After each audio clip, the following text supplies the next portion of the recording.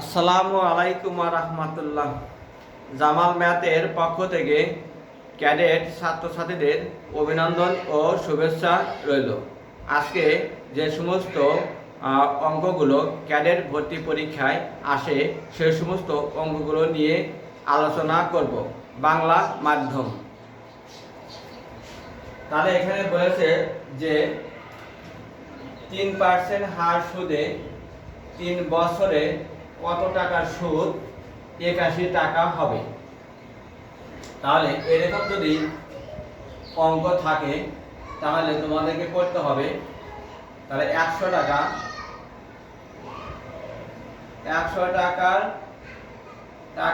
1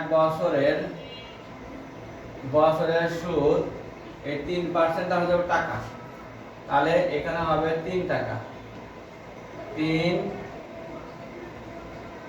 টাকা। তাহলে এই 100 টাকারই 3 বছরের দেওয়া আছে, তাহলে 3 বছরের সুদ, তাহলে 3 গুণন 3 সমান সমান আছে 9 টাকা। তাহলে 9 টাকার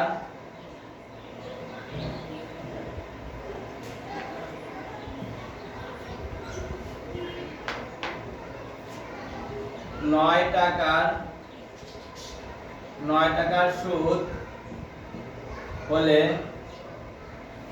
9 টাকার সুদ হলে আসল 100 টাকা। 9 টাকা সুদ হলে 9 টাকার সুদ হলে আসল 100 টাকা। তাহলে 1 টাকার সুদ হলে আসল হবে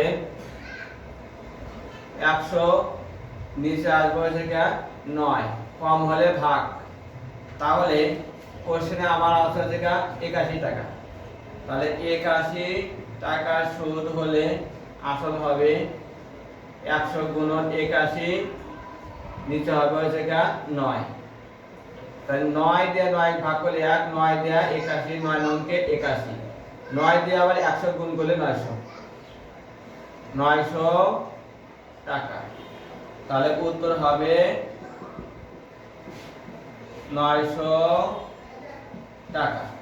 তাহলে এই সমস্ত অঙ্কগুলো বেশি বেশি করে প্র্যাকটিস করবে, আর এখান থেকে এরকম অঙ্ক আসলে তোমরা করতে পারবে।